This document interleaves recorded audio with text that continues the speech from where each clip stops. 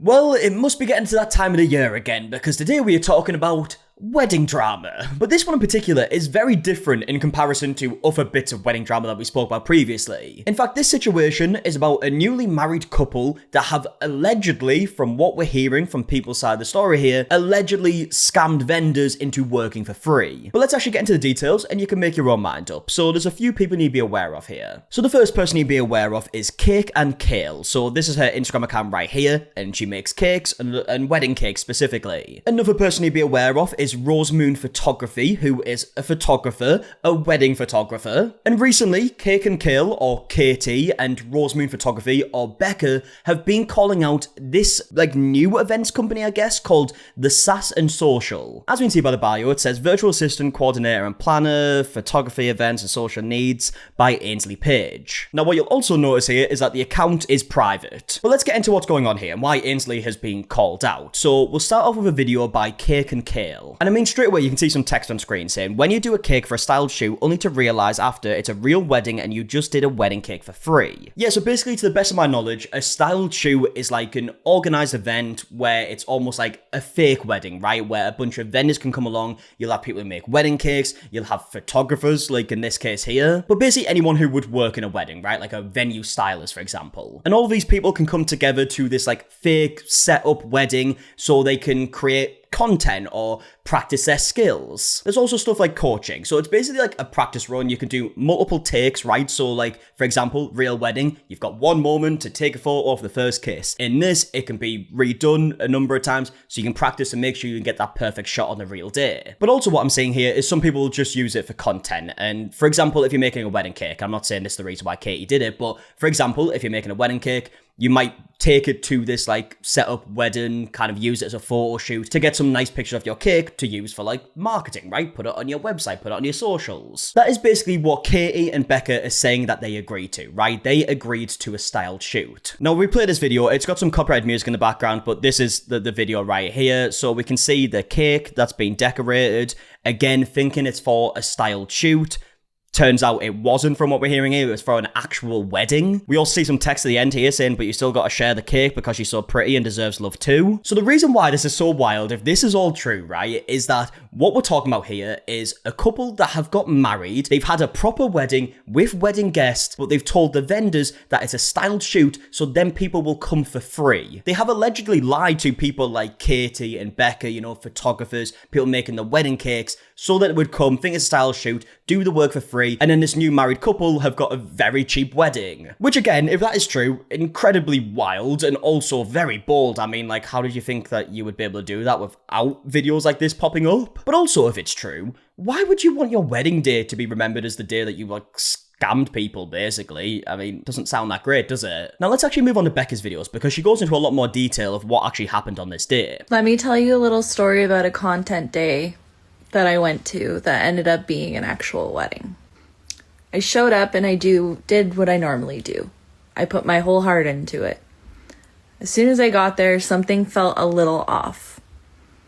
The organizer of the content day was in bridal attire. And I thought to myself, is she getting married? Now, as you just heard, Becca had doubts very quickly as to what was actually happening here. It seemed like an actual wedding. But Becca goes into more detail about how she wouldn't have wanted to make a big scene at someone's wedding. Also thought maybe she's just misunderstanding, you don't want to say anything in case you've misjudged what's actually happening here. But the further it went on, it was clear it was an actual wedding. I then let the day happen because I'm not going to just make a fit someone's wedding day. I can't, that's just not my style. So I kept shooting and I thought, you know what, maybe I'm misunderstanding, maybe something just wasn't communicated. Then the vows and the walk down the aisle and the legal signing of the marriage documents, and everything else started happening. Now, we don't see a lot of the pictures throughout this video, and I mean, for obvious reason, right? I mean, she ended up doing the work for free. She doesn't want the couple to actually get the pictures. But on Becca's Instagram, you can actually see the cover photos for these few videos that we're going to be watching here actually show some of the pictures that she took at the wedding. So for example, on the left here, we can actually see the cake that Cake and Kale, Katie, actually made. In the middle, we can see a picture of Ainsley and her now husband. On the right, we can see a picture of like their hands with their wedding rings, also like something up here with like flowers and shoes. So yeah, these are the only pictures that we have. But I mean, looking at this, Becca shot a wedding by the looks of it, and turns out it was a real wedding, thinking it wasn't a real wedding, thinking it was a styled shoot, and ended up working for free. Now, Becca carries on in the video and explains what she was told this styled shoot was. This wasn't a content day, this was a wedding.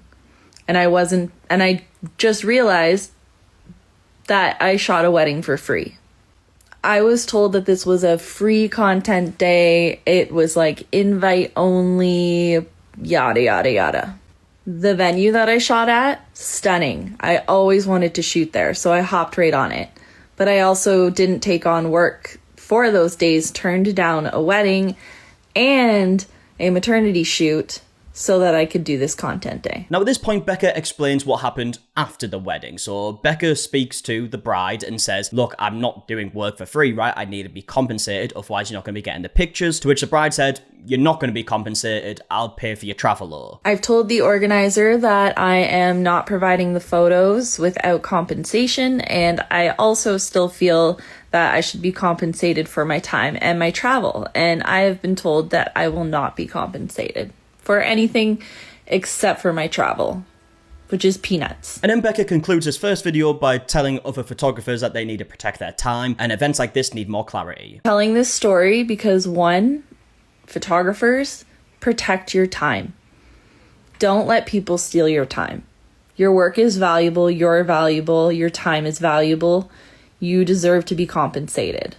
Styled shoots require clarity and for all the information to be provided, not for some surprise, oh, I organized it, and oh yeah, I'm also actually getting married today. This is an actual elopement. Now, looking at the comments of this video, people are just shocked that this could happen and also are confused as to like what the thought process was. Like a comment here saying, did she just think you'd hand over the pics for free afterwards? Did she have the other photographers there, pair or otherwise? I'm wondering if she has received pictures from anyone else or if she's banking on you. Now, obviously, I don't know the answer to this question, so I am just assuming here, right? I would assume if it has been told to people that this is a styled shoe, there would be multiple photographers there. That's what I would guess. And I guess maybe they're just banking on the fact that one of them does send the pictures and then they get free wedding pictures. Again, that is a complete assumption and definitely might not be true. Yeah, that's just my guess with it all. We got a comment here from another photographer that says, this is so insane. I would have just packed up and left as soon as I realized. That's a wild story. A comment here saying, still can't believe none of the vendors were told it was a surprise wedding, especially considering the person who planned it is in the industry. I'm genuinely shocked. This kind of lack of transparency and disregard for ethics makes me seriously question working with them in the future. Now, actually just reading through the comments here, we can see that Becca's replied to a comment saying there were 5 photographers there. So there was a bunch of photographers there. And that obviously means there's more of a chance that they did end up getting some pictures. Also, Becca replied to another comment saying it's horrible. 2 out of the several vendors knew it was a wedding before everyone else knew it was a wedding as well. So 2 people were paid. The rest had to work for free, thinking it wasn't an actual wedding and it was a styled shoot. Now, I think the one positive you can take out of this is as a photographer, you can obviously like not give the photos, right? With a wedding cake. I mean, it's kind of there at that point. But even then for Becca, who's the photographer, she said like she turned down work because of this event. It was a place she really wanted to shoot, so she went there, and now she's turned down work to shoot a wedding for free. So not only, based on the information we're being told here, was it a lie, also she'd lost money, she turned down work, but also lost a bunch of time. Now in a second video that Becca uploaded, she explains that after posting the original video, she actually received a cease and desist. When I shared my story publicly to warn my community, I was met with a cease and desist letter. It wasn't just a cease and desist letter, it was a cease and desist letter that accused me of saying things that I never said. The letter was addressed to only me, but the lawyer who sent it CC'd all the other vendors on the email. While accusing me of defamation, the letter also accused me of several false accusations and broadcast that to 8 other people that I'm in the wedding industry with. Becca then goes on to explain how she felt after receiving this letter, also goes on to explain what the letter said in terms of the video needs to be taken down and you need to apologize. This letter hurt me and upset me, and it felt like it was a way to scare me and to dissuade any of the other vendors from sharing their stories too.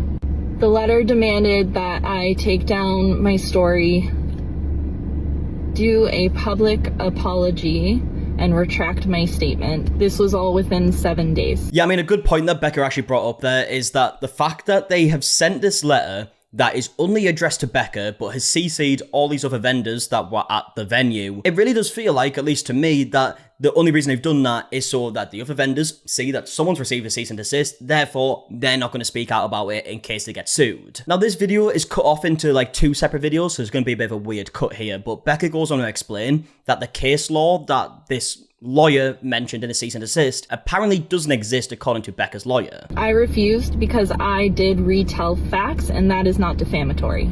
Now listen, what's really messed up is, as an unrepresentative creative, receiving a cease and desist letter with case law is terrifying. It makes you shit your pants. And when I retained a lawyer and he went over the letter, the case law didn't exist. I don't know if this lawyer used AI and it fabricated a case law, because I couldn't imagine a lawyer would ever use a false case law to intimidate someone. And then Becca goes on to say that she spoke to a bunch of other vendors to see if she's overreacting in this situation, and overwhelmingly, everyone has said that she's not overreacting. I have since talked to many other photographers and vendors in my industry trying to see if I've been overreacting, and it's been a unanimous no.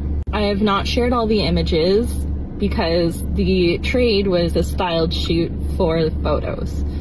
I didn't get a styled shoot. So yeah, a wild situation. Also a very unique one. I mean, you've seen that I've spoke about many different pieces of like wedding drama previously on this channel. This one is very different. So far, we don't have a response out of all of this, so we can't see like the other side of the story and see if there's other details that we're not aware of. We are just kind of basing information solely on what we've heard from Katie's video and also Becca's videos. But with the information that we do have, I would love to know your opinions in the comment section down below on everything that we spoke about in today's video, and I'm gonna leave it there. So if you did enjoy, leave a like, subscribe, all that stuff. Also, if you're interested in some other content, me and Emily have a channel where we play games, react to reality shows, stuff like that. So if you're interested in any of that, that's always linked in the description. And until the next one, I'll see you guys in a bit. Alright, goodbye.